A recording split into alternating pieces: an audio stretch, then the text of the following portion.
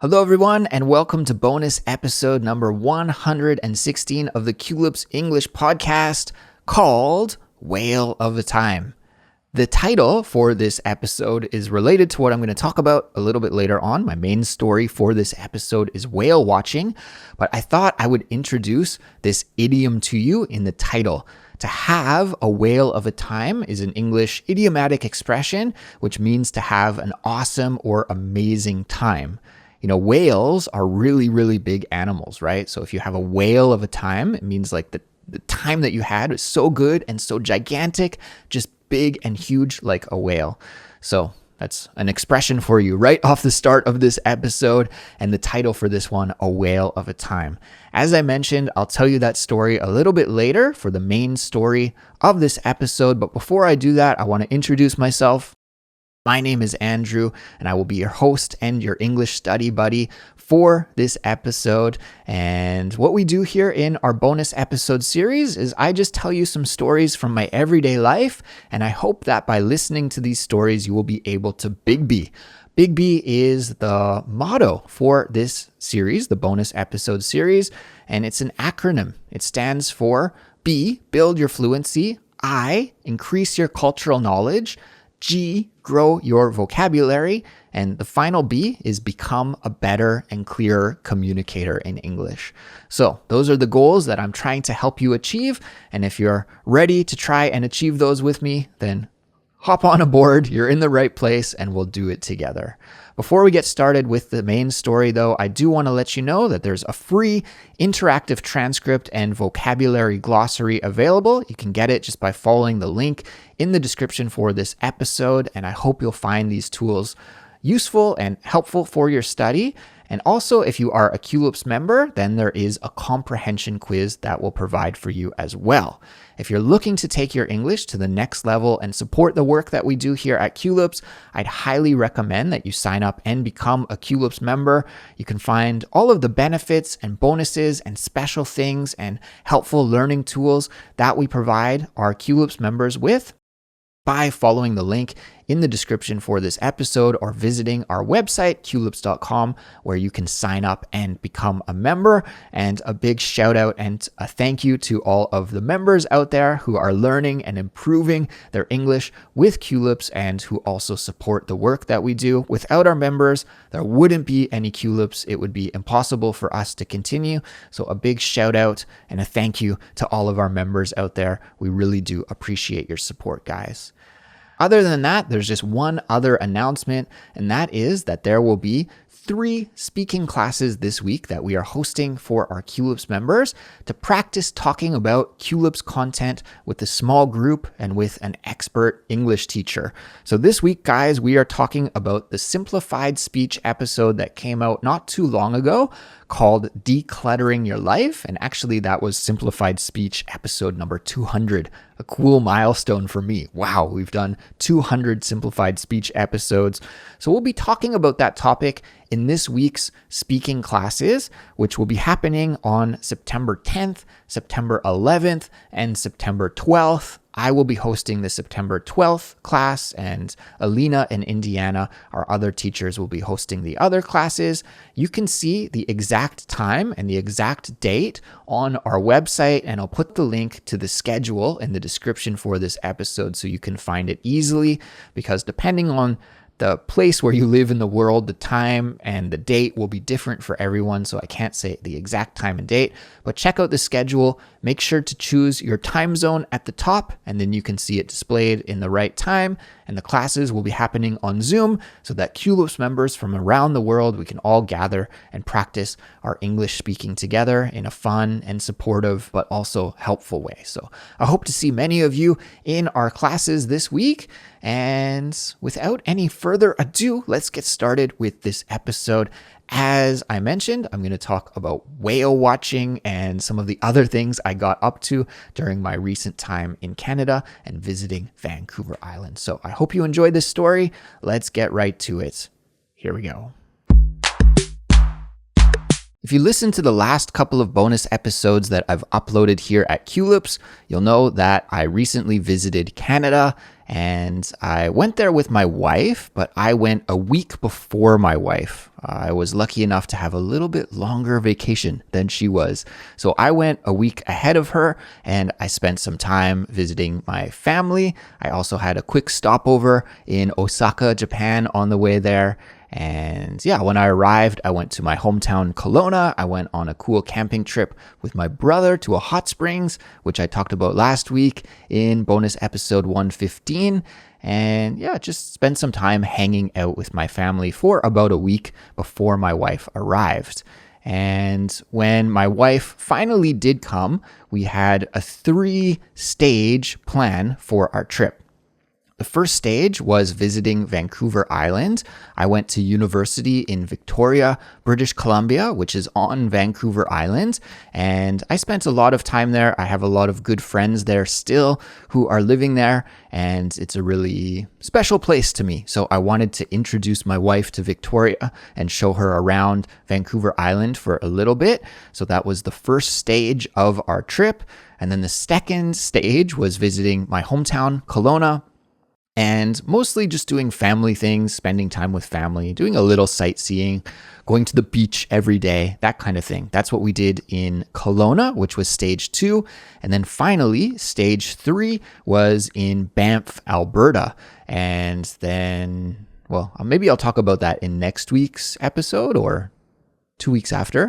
I have a lot of travel stories to share with you, but I'll share all about that in an upcoming Culips episode. So don't worry, I'll share all the details with you. But then after our time in Banff, which is in the Rocky Mountains in Alberta, then we went to Calgary and flew from Calgary back to Seoul. So we started in the west and we moved our way east and then went all the way east back to Seoul. So I'm going to tell you about the first leg of the journey, or at least part of it here, and that was visiting Victoria and going to Vancouver Island. So as I mentioned, I arrived about a week before my wife, and so when my wife flew in to Canada, she flew to Vancouver. So I left my hometown, Kelowna, and I took the long journey to Vancouver. Actually, it's not that long of a journey. If you fly, it's about a 50-minute flight.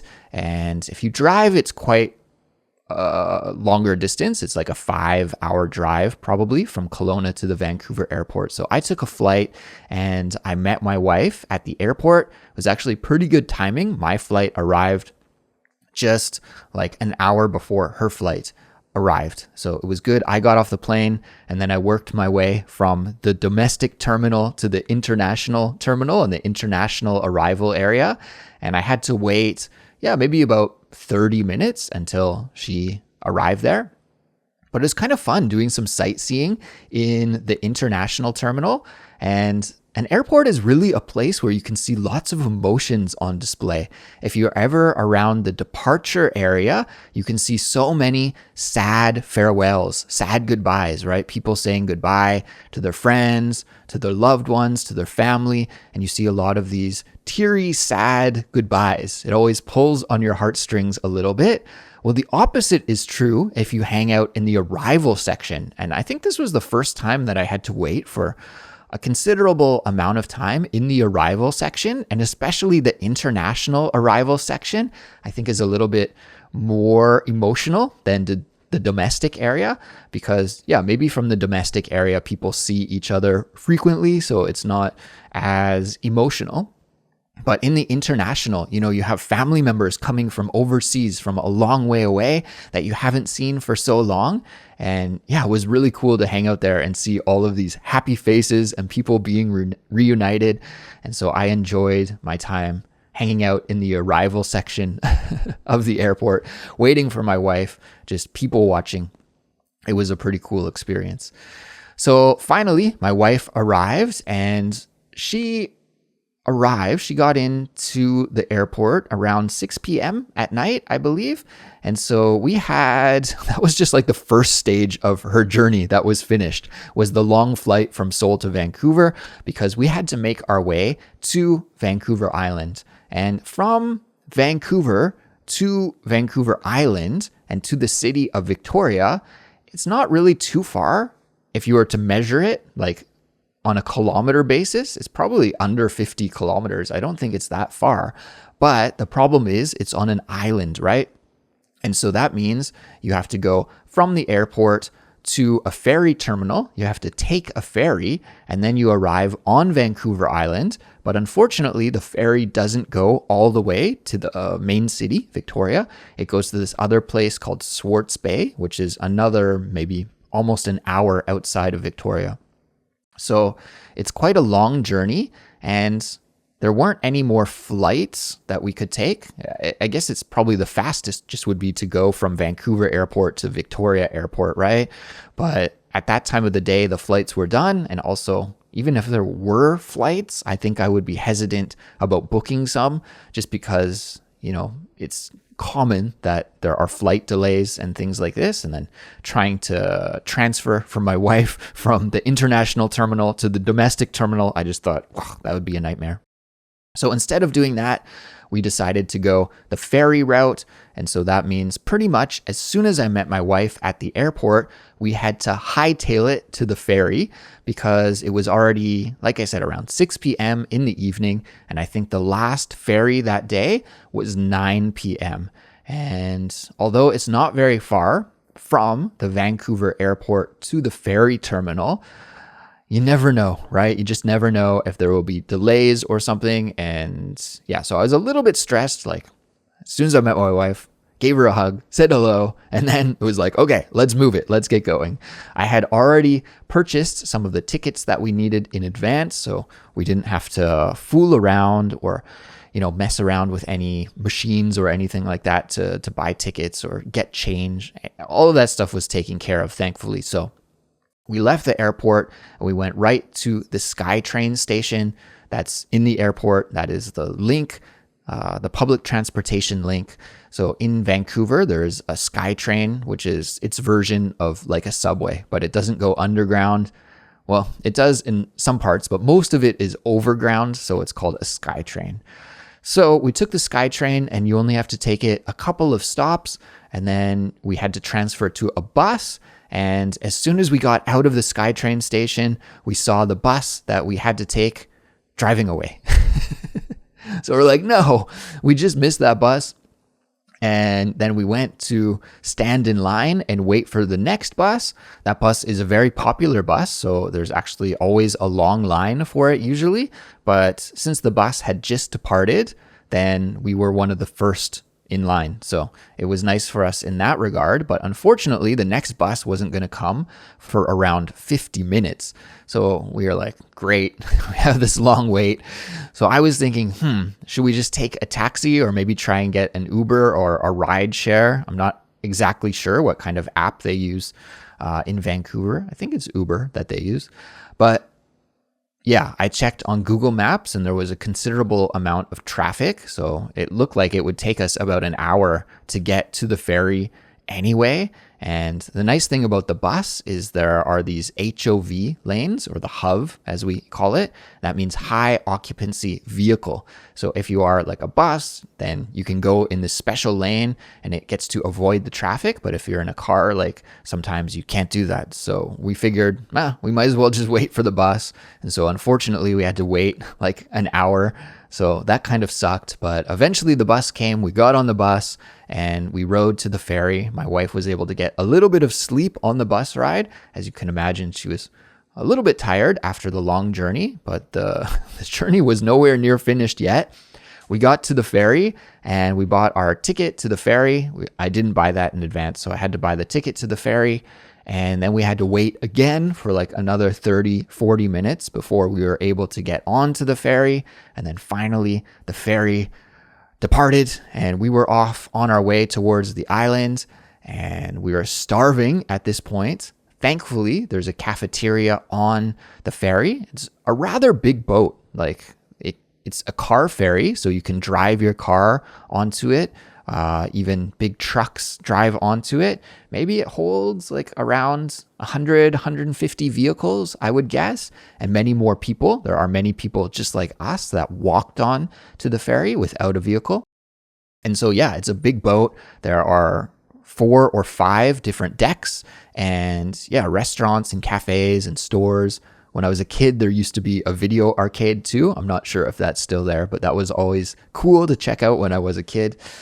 And yeah, so we went to the cafe, we had our dinner, and actually it worked out really nicely, the timing, because it was during the sunset. So while we were riding the ferry, we saw this beautiful sunset over the ocean and the Gulf Islands that you pass through. So the scenery was top notch. It was beautiful. And I was glad that I got to show that to my wife and show her some of the natural beauty of this area, because that's one of the strong points of this region in the world, I think, is the natural beauty. So it was nice to do some sightseeing, even though she was pretty tired. And honestly, I was pretty tired too. I had flown down earlier that day as well. So we were just hanging out on the ferry. Finally, we arrived in Swartz Bay at the other side. And then we had to take another bus to get into Victoria proper, the Victoria city. So we had to wait in line again for like 15, 20 minutes for that bus to go. But then finally, we were on our last journey of the day. And yeah, after about an hour, we arrived in the inner harbor of Victoria, which is in the downtown area, a really nice area of the city. We were able to check into our hotel, and it was probably 10:30 or 11 p.m. by that time.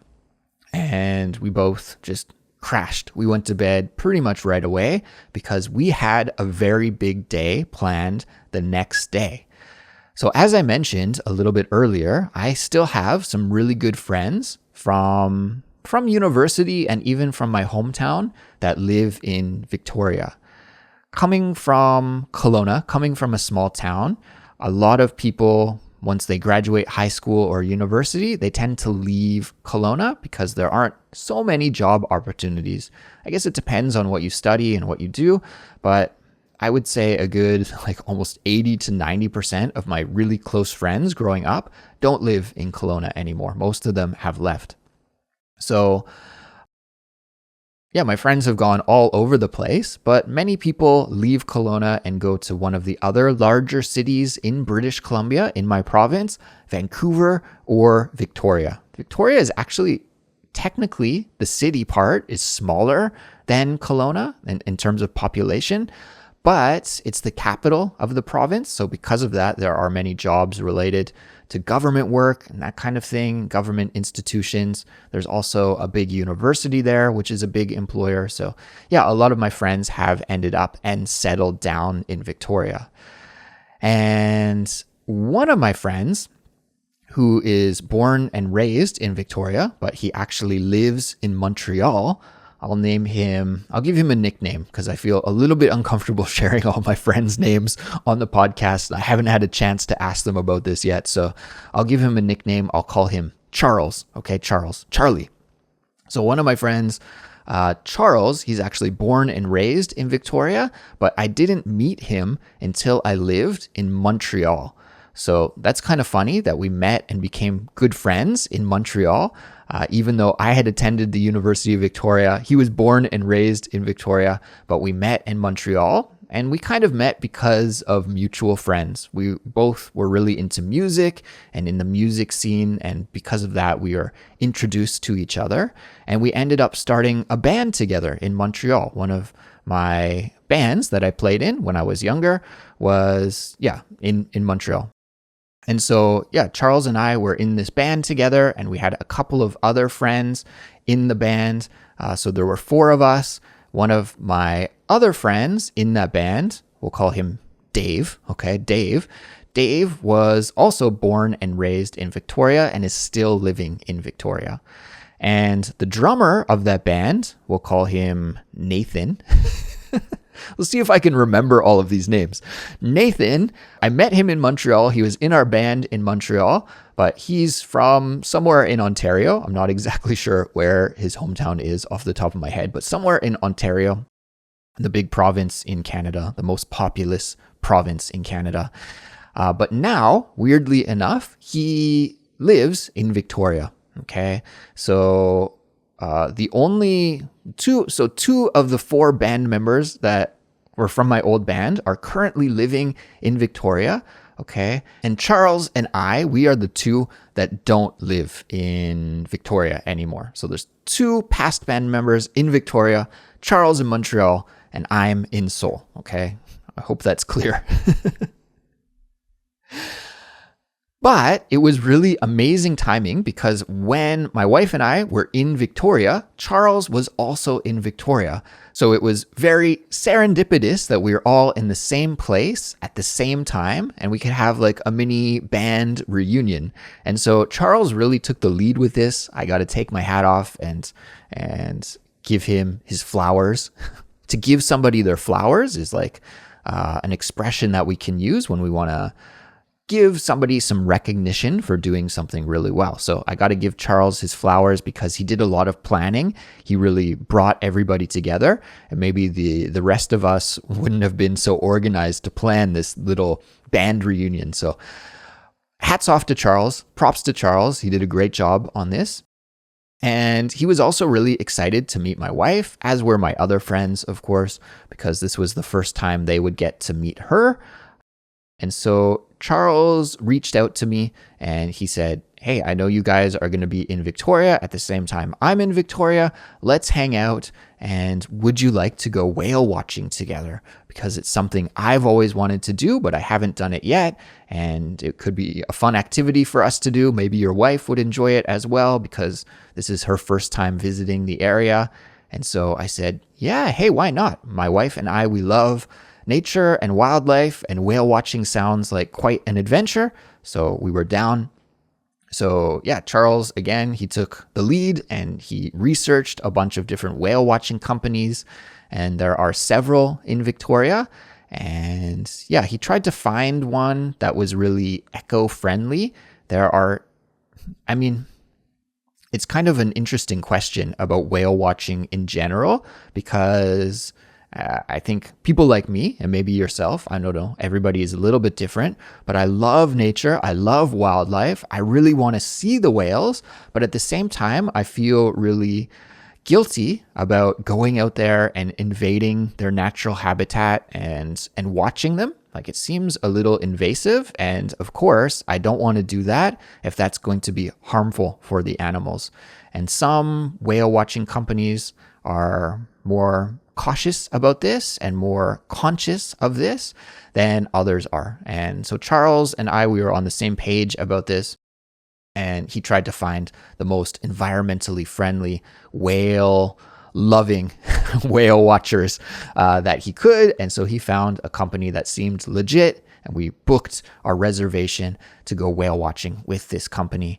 And yeah, so the very next day after we arrived in Victoria, we crashed out early when we arrived at night, but then the very next day we had to wake up early and meet Charles to go whale watching.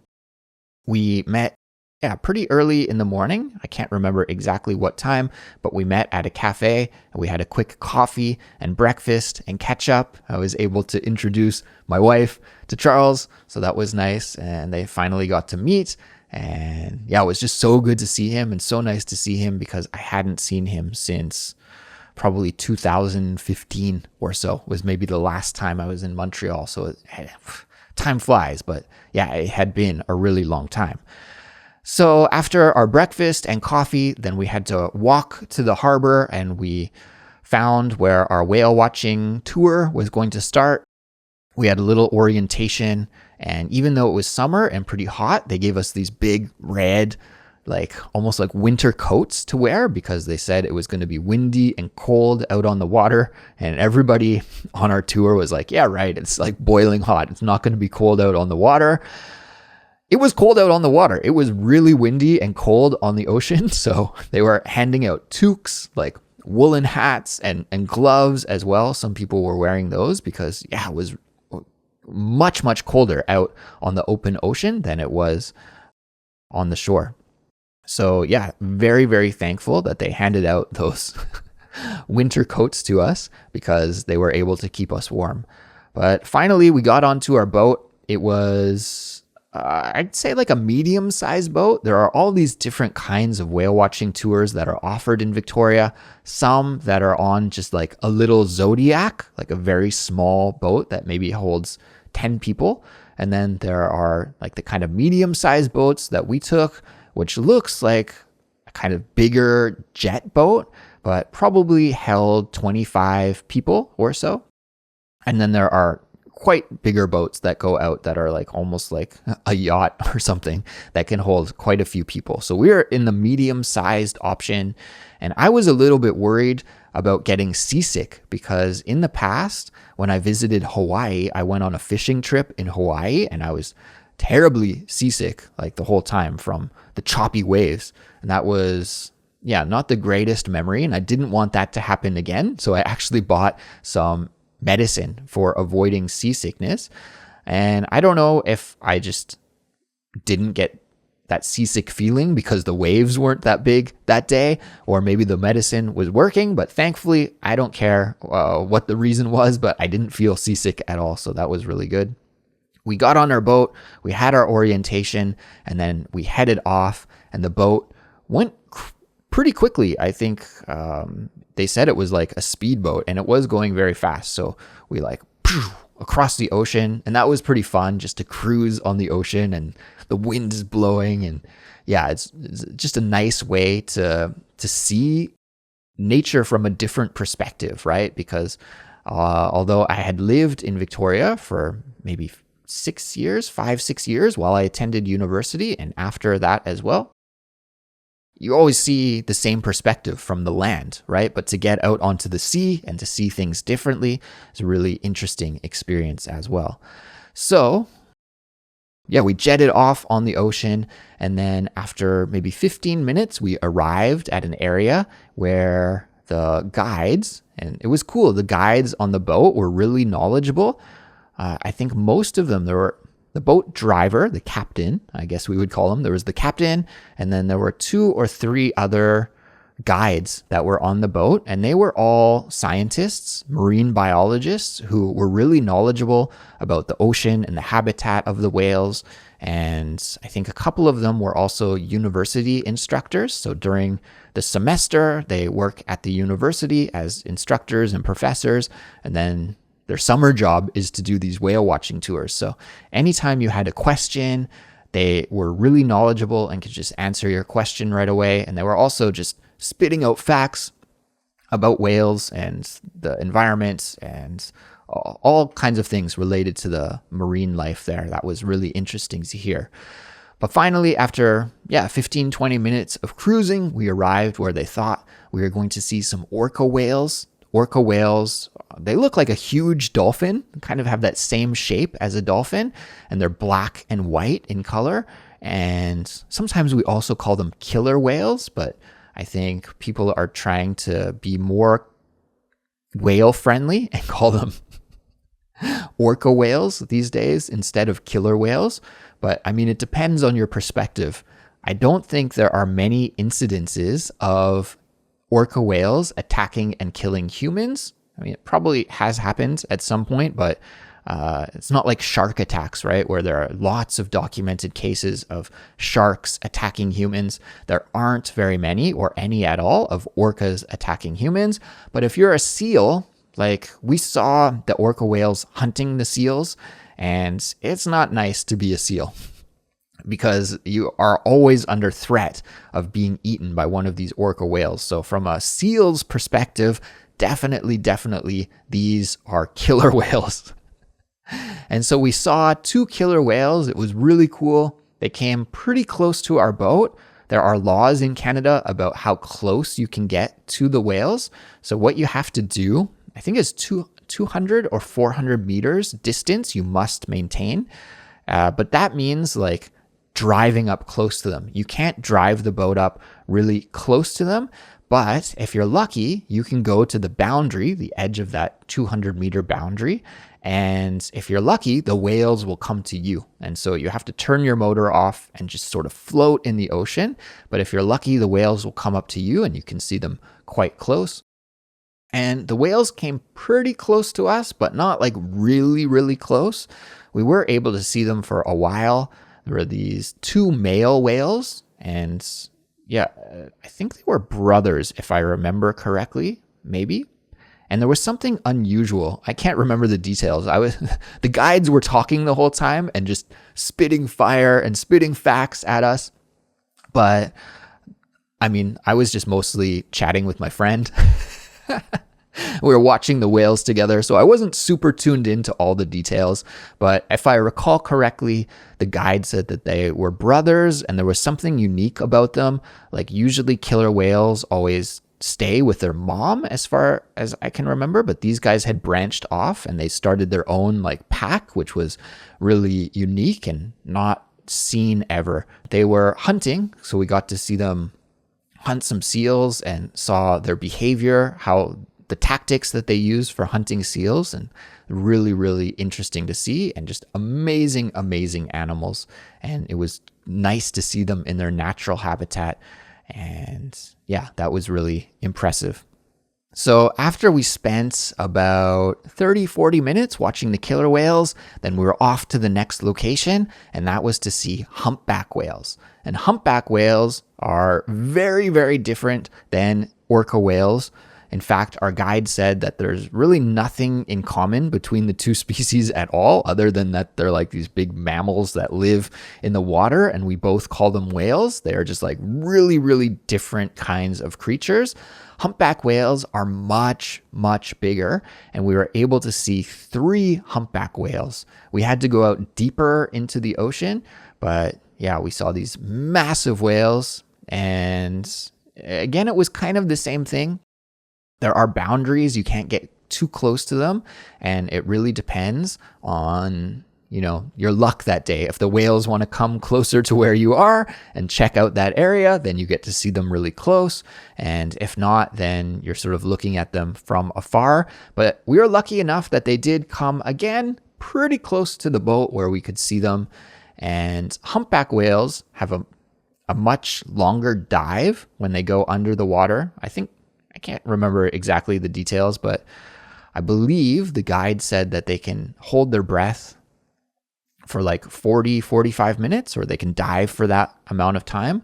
So yeah, if the humpback whale, you might see it at the top when it comes up to breathe, and you can see it push some of the air out of its blowhole, and then you see the water just go right? The ocean water, you can see it fly up as the whale breathes out.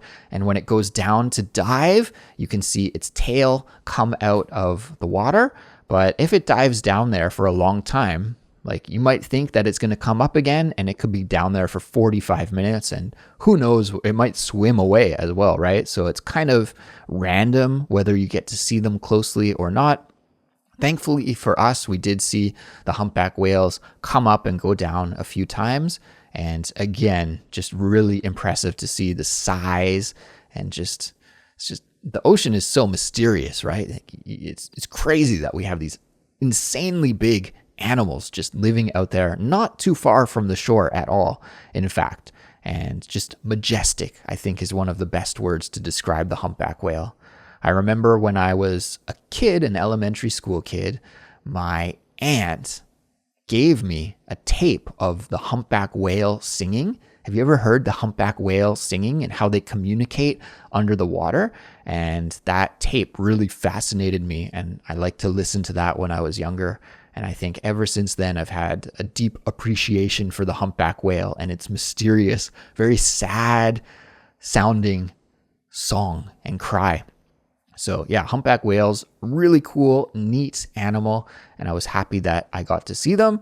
And yeah, after another 30-45 minutes watching the humpback whales, then we went to another location, which is called Race Rocks. And it's home to one of Canada's oldest lighthouses. Is built, the rocks, there's just like, I believe the guide said there was an underground mountain or underwater mountain, and that mountain peak is where there are some rocks that, I mean, it's hard to call them islands because they're so small, but there are these rocks that poke out of the ocean not too far from the coast off of Vancouver Island. They're called the Race Rocks, and there's an old lighthouse that is on one of the rocks there. And so that was cool to see up close. But what's even cooler is the animals that hang out on these race rocks.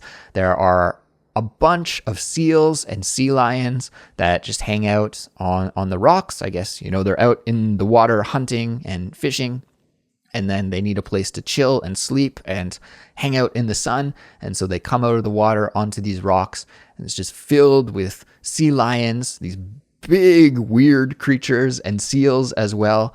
And so when we got there, it was pretty loud. Like they make these kind of sounds, And so they were just hanging out there, and they're very vocal. And there were even some fighting, and just it's fun to see them wiggle around on the rocks, because obviously they have no legs, right? They just have these front flippers, and then they have their tail. So when they're in the sea, they're amazing, amazing swimmers, but when they're on the land, they're not so good at being mobile and moving around. So it's really cute and funny to see them wiggle around on the rocks. And yeah, really cool animals. Like in English, we call them the sea lion, right? So they're dangerous. They have amazing hunting skills, and I wouldn't want to have to fight one of these huge animals. Like they're just massive, massive. I have no idea how much they weigh, but hundreds and hundreds of kilograms, I assume.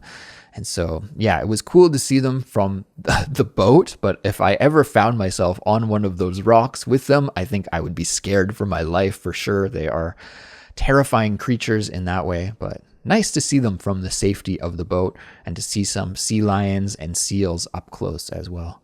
And so, yeah, we hung out again 30, 45 minutes at the race rocks. And then by that time of the day, most people were totally tuckered out, and it was time to go back to the harbor.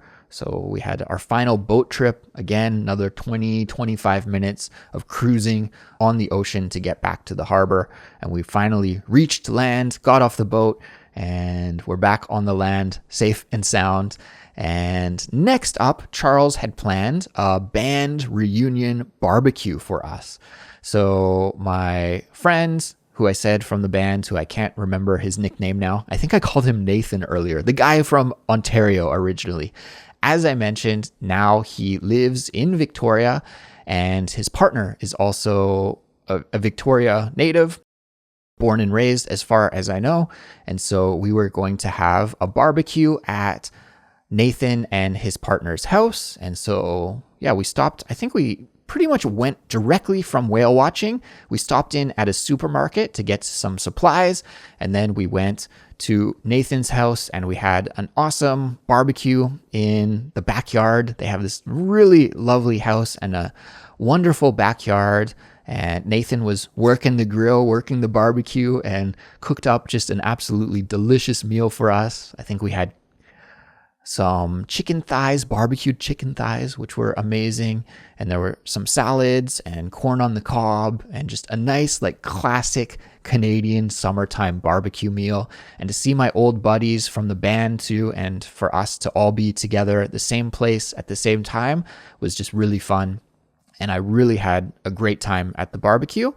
But we had a pretty early night. I think probably around 8:30, 9 p.m. We decided to call it a night, which was okay. At the time, it felt okay, but in retrospect, I wish we had hung out a little bit later. The reason why we called it a night pretty early is because we had a big plan the next day. All four of us, the friends from the band and my wife, and maybe some of my other buddies, girlfriends, and partners as well, we were all gonna go up island together. And up island, like meaning away from Victoria, to go north on the island, up the west coast of Canada, and check out some of the beaches and the rainforests and do some sightseeing and adventuring up the next day. That was our plan. And yeah, so we decided to call it early because we had this big day planned for the next day, right? And of course, Charles and my wife and I had all done whale watching that day as well. So we were pretty tired. And also my wife was still like jet lag, I think, right? Like I always feel bad for her. The 2 times that we have visited Canada together, as soon as she arrives, it's always like go, go, go, go, go. There's no time really to relax and settle into things with the time zone change. It's just like time is precious, so we have to fit in a lot of activities as soon as she arrives. So anyways, we ended the barbecue a little bit early and we all said our goodbyes. My wife and I went back to the hotel. And maybe an hour and a half after we arrived at the hotel, we got a text from Nathan and he said, "Guys, I'm really sorry, but my partner who was at the barbecue with us and who was hanging out with us wasn't feeling so well that night. And then after we all left, she decided to do a COVID test just to double check. She felt like she almost had COVID-like symptoms. And then it was confirmed that she had tested positive for COVID. So because of that, Nathan was like, I've been spending a lot more time with her. Thankfully, when we were all there, we were all outside for the barbecue, right? We were hanging out in the backyard the whole time. And I think, it was fine. Nobody else got sick. But because Nathan's partner was sick and positive with COVID, and he had been spending a lot more time with her in a closed space, right, in their home. And then also, I think he wanted to be there just in case she was sick or needed some help or anything like that, right? So he was like, it sucks, but I can't go with you guys tomorrow. So we had to change our plan a little bit. Me and the other two guys from the band, we still went, and my wife went, and the four of us had a great time adventuring up the island the next day. And I won't go into the details of that now because it will take me forever to tell the story. But we had an awesome, awesome time going up the island, and I'm really glad that I was able to spend that time with my friends and do that activity. But it did kind of suck that I didn't get to see Nathan again because he's a good friend of mine and I really enjoy spending time with him. But life is unpredictable and sometimes these things can happen. So of course, that was a little bit sad, but it's all right in the end. I'm glad that we at least did get to have a small mini band reunion with our barbecue party there. And it was funny. We didn't really talk about any past times or any memories from the band or back in the day, old time talk. Sometimes it's funny, depending on who your friends are and what kind of relationship that you have with them. Sometimes when you meet your old friends, that's all you talk about is remember this, remember that, back in the day kind of talk. And then other friends, you just pick up where you left off and you're just talking about the future and things that are interesting to you in the present and in the now. And that's the kind of conversations that we were having at the barbecue. So yeah, it was awesome to see my old friends. We had a great time from the whale watching to the barbecue to the Up Island trip the next day. And yeah, after that, the next day after the Up Island trip, then it was time to check out of our hotel, say goodbye to Victoria, and my wife and I flew up to Kelowna for the second leg of our journey. So, guys, I think I'll wrap this episode up here. I've been blabbing on here for probably 30, 40 minutes, so it's time to wrap things up. If you made it all the way to the end, of course, thank you so much for listening. I hope you enjoyed my story here, and I hope you found it helpful for building your English communication skills. That's why we're here, right? We're spending time with English each and every week because this is what you need to do to build your fluency. And so I hope you're able to do that with these stories. And if you made it all the way to the end, then I do need to share the completion code with you. Let's make the completion code for this episode Island. Island. I-S-L-A-N-D. And the reason why it will be Island is because in this episode, I talked about visiting Vancouver Island. So what I'd like for you to do is to share that completion code. You can leave just a one-word comment, island, or you could leave an example sentence using the word island. Leave that comment on the YouTube comments page if you're watching this on YouTube, or if you're listening to the audio version with the interactive transcript, then you can leave it on our Discord, you can leave it on our Instagram, whatever you like is okay with us, and I look forward to seeing your comments. So guys, have an awesome week this upcoming week. Please take care. Happy English learning as always, and I'll catch you in the next episode. Bye-bye.